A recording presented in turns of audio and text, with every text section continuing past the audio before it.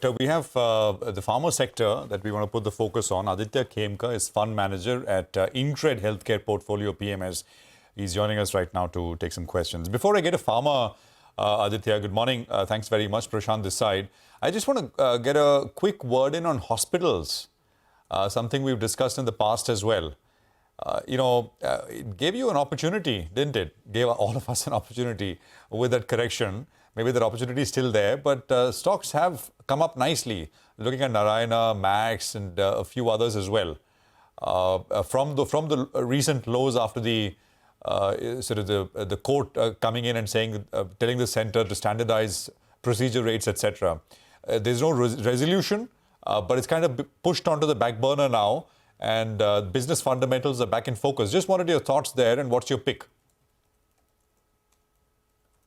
Yeah, so if you see the court hearing, I think the court hearing is scheduled for 10th of April, where the hospital industry is gonna discuss this issue with the court and basically try to justify to them that standardizing procedure rates just doesn't make sense because the cost structures are so very different for each hospital unit. So if you have to do standardized pricing, you have to sort of take the cost structures of each and individual hospital into account before you can think about what kind of rates they should charge. So I think that is where the main debate is going to be between the industry and the court, and we will see what the outcome is. From our perspective, we believe that most of the hospital stocks are still fairly overvalued. Yes, they did bounce back, but I think if you look at the historical valuation and the valuations of hospitals in the regions, countries like Taiwan, Brazil, Thailand, Russia, Indian hospitals are far too expensive. Majority of them, not all of them. And hence, I think the hospital sector will see some price correction or time correction over the next 1 or 2 years. And then maybe we'll have an opportunity to invest more in hospitals. From our portfolio standpoint, we just hold one hospital, that is Healthcare Global. And we hold it simply because it offers a better risk reward than most other listed hospitals do. Okay, all right, got it.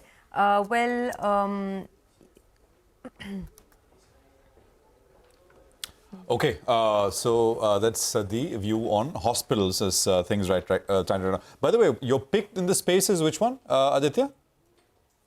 Healthcare Global. Healthcare Global. By the way, the deal there is happening, right?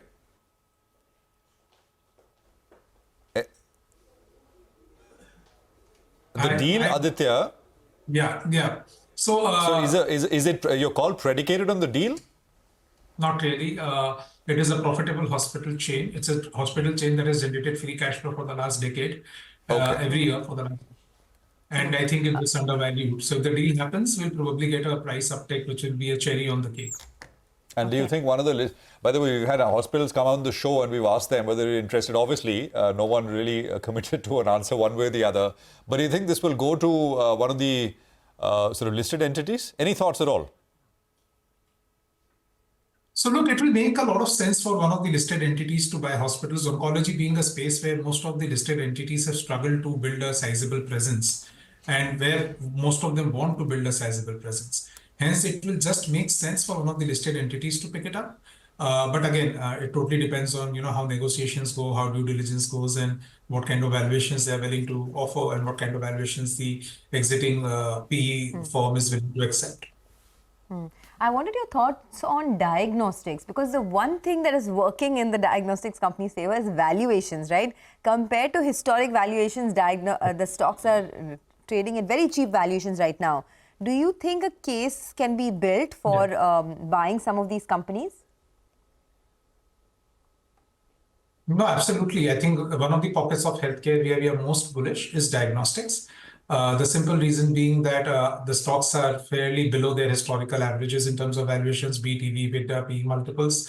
And there's a significant recovery we are seeing in the sector happening for the past 4 or 5 quarters. I think the broader investors have just neglected this because they have been disappointed post-COVID, the revenue declines that happened in the sector. But in our view, that was always expected. COVID revenues are never going to be perennial revenues. As well as if you look at the last 12 months, for diagnostic sector was not good because it was a bad acute season in India. And hence the volume growth for the diagnostic companies was not to the level it generally is, because in India, we generally see a strong acute season. So this year we expect the acute season to be normal, which means YOY growth in terms of volumes will be great for diagnostic companies, and hopefully that will reflect in stock prices. All right. Hi, Aditya. Good to see you. What about the pharma pack? Where do you see opportunities out there?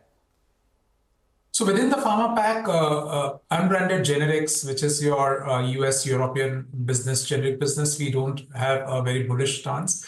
We feel that most of these companies are benefiting from one-off cash flows, one-off product opportunities, which may be 2-3 years, or maybe in some cases 6-month cash flow also. And that's getting a full PE multiple. And hence, these stocks should probably correct in the next 2 to 3 years. It might be time correction, absolute correction. Is that difficult to say? On the branded generic side, we remain optimistic, we remain bullish because the secular growth in the Indian market will continue. And again, the acute season this year should drive volume growth over the low base of last year. So that should reflect in valuations this year as well. On the API side, we are not so bullish on the generic unbranded API because there again, the competition is high, pricing is bad, and we don't see a significant return on capital happening in those companies. On the custom synthesis API side, we are very bullish because we see the China Plus One playing out. We are seeing more and enough evidence of the global pharma majors trying to diversify away from their reliance on China, and India being the second most favored destination. We feel that there's a lot of scope for these API companies in custom synthesis. All right, we'll let you go on that note, Aditya. Thanks a lot for joining in. Appreciate your time here.